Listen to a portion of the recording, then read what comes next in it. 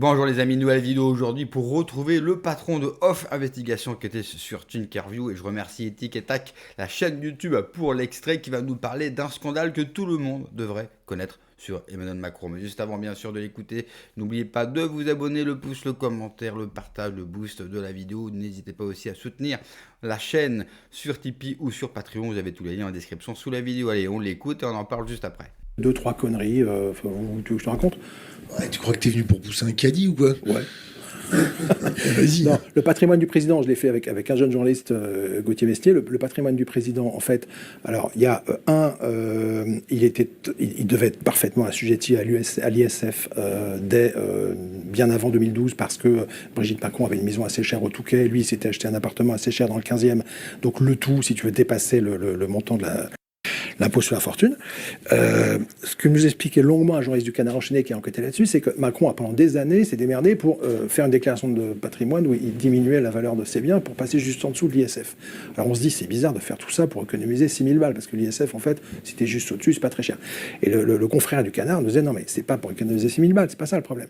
C'est que Macron, c'est un libéral qui vient de la banque Rothschild, qui est un conseiller de Hollande, on est en 2011, Rothschild, le symbole, donc Macron, il faut surtout pas qu'on dise Macron il paye l'ISF. En fait, comment tu veux monter en politique dans un environnement de centre-gauche si tu payes l'ISF? Donc Macron, il avait un problème d'image. Donc il s'est démerdé pour ne pas payer l'ISF pendant des années. Et d'ailleurs, il a même été à France 2 pour dire oui, regardez, moi je ne suis pas riche, machin, je paye pas l'ISF, etc. Bon, manque de bol, à un moment donné, il est rattrapé par la patrouille parce que les mecs de Bercy, ils disent attends, ta baraque, elle vaut pas 1 million, elle vaut 1,4 million, machin, ils font les calculs, paf, rattrapé par la patrouille, 3 ans de retard, 3 ans de pénalité, il doit payer. Et bon, donc il paye, peu importe, quelques milliers d'euros. Mais surtout, la vérité sort. En fait, oui, il était assujetti à l'ISF, il aurait dû le payer. Et donc, quand il est élu président en 2017 et qu'il va le supprimer, quitte à créer la colère des Gilets jaunes, ben, les gens disent ah bah oui, mais en fait, il a supprimé l'ISF pour faire plaisir à ses potes qui avaient beaucoup d'argent, mais aussi parce que, enfin, lui, quelque part, l'ISF, ça l'a fait chier pendant des années. Bon, puis un autre exemple, Brigitte lui a prêté 300 000 euros, il a oublié de le dire dans sa déclaration. Et troisième truc, le plus important. Ils étaient mariés. Ah ouais, ils étaient mariés. Ouais. Et Brigitte, elle a le droit de prêter. C'est pas de prêter, c'est oui. le couple. C'est la même déclaration fiscale. Oui, mais les avocats fiscalistes qu'on a questionnés nous ont expliqué longuement qu'en fait, oui, ton épouse peut te faire un prêt, n'empêche que ça rentre dans ton patrimoine en tant que prêt, et tu peux pas faire semblant que ça n'est pas arrivé. Enfin, il y a un truc un peu compliqué, mais... Les acquis, tu connais le contrat de mariage? Non. Ah, ce serait bien, peut-être. Bah écoute, on avait beaucoup bossé, c'était en 2021, on avait tourné le problème dans tous les sens, on avait questionné Macron là-dessus, tous les experts fiscalistes nous disaient ce prêt ne peut pas être invisibilisé, c'est pas parce que c'est son mari et sa femme que 350 000 balles ça n'existe pas. Enfin bon, on pourrait replonger dans le détail, le doc est en ligne, hein, mais ils n'ont jamais protesté, tout était bon. Et troisième élément, le plus important, il y a un truc très étrange quand Macron donc, va passer 3 ans à la banque Rothschild, il va gagner à peu près 3 millions d'euros entre 2008 et 2012. Brut. Je crois que c'est 3 millions d'euros dans sa poche. Après, il y a des impôts. Mais en gros, c'est une somme quand même assez significative qui faisait dire à Olivier Berruyer de Elucide, bah, le mec, c'est bizarre, parce que quand il arrive en 2012, je crois, il dit, bah non, moi, j'ai plus rien, j'ai pas de patrimoine. Donc, ça voudrait dire qu'il a claqué un SMIC par jour pendant 3 ans. Ces fameuses... un calcul qu'avait fait Berruyer, donc c'était un peu bizarre. Puis Macron dit oui, bah, j'ai dépensé, bon bref, ok. Mais c'est même pas ça le problème en fait. Il a gagné officiellement 3 millions d'euros chez Rothschild, mais c'est surtout qu'en fait en 2012, Macron va faire un deal absolument majeur au sein de la banque Rothschild, parce que la division nutrition infantile de l'américain Pfizer va être mise en vente. Et il y a 2 géants qui veulent attraper la division nutrition infantile de Pfizer. C'est d'un côté Nestlé, les Suisses, de l'autre côté Danone, les Français.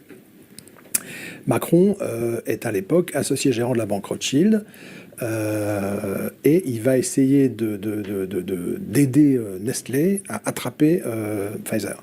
Il va essayer d'aider. T'as des preuves? C'est des supputations? Non, c'est public. Il a été missionné par la banque Rothschild dans cette affaire. Ça a été longuement raconté dans le détail. Il était devenu pote avec le patron de Nestlé, un Autrichien alpiniste, Peter Brabeck, à la commission Attali en 2008. Donc, quand il découvre que Nestlé est sur les rangs avec Danone pour racheter Pfizer, c'est des deals à 10 milliards d'euros. Brabeck, c'est celui qui veut privatiser l'eau potable? Non, c'est pas lui. Alors, je sais pas, c'est le patron de Nestlé à l'époque, donc on est en 2012, je sais pas s'il l'est toujours, je sais pas.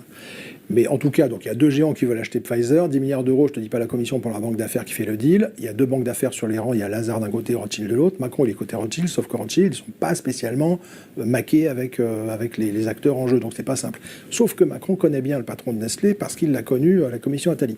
Donc Macron va se faire présenter le directeur juridique de Nestlé et va un week-end stratégique où Nestlé et Danone sont en train quasiment de conclure, on parle de milliards d'euros. Macron saute dans un avion, va voir le patron de Nestlé en Suisse, à Vevey, et lui dit, si vous mettez 500 millions d'euros de plus sur la table, je suis sûr que vous raflez le truc au nez à la bague de Danone.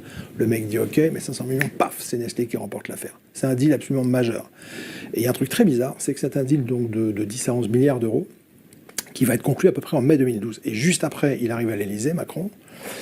Il devient donc je crois que directeur adjoint de cabinet, attends, comment on appelle ça, secrétaire général adjoint de l'Élysée sous Hollande, mai 2012. Ok.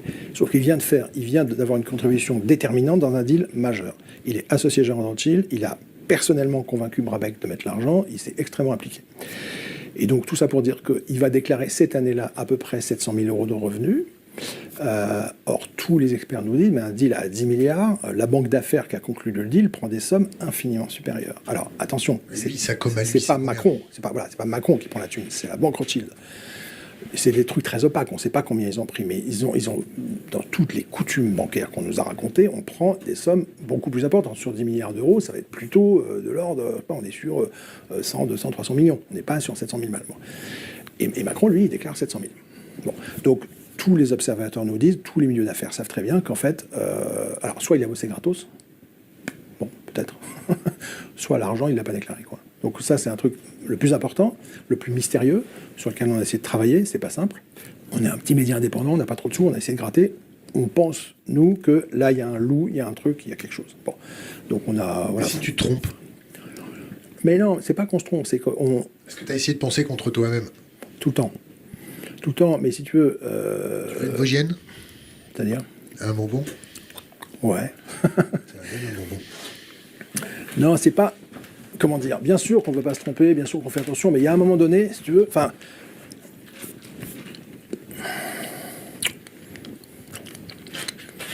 Tout le monde sait que des deals de cette importance...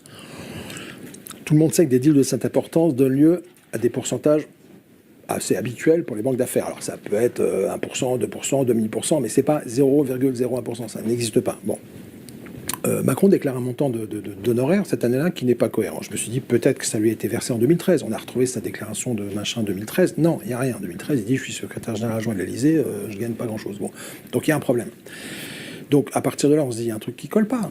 Comme plein d'avocats fiscalistes et plein de gens qui regardent qui disent ça va pas. On retrouve un ancien proche de la banque Rothschild, également proche de Macron, qui nous dit il y a un loup, quoi. Voilà, donc je peux me faire l'avocat du diable? Ouais.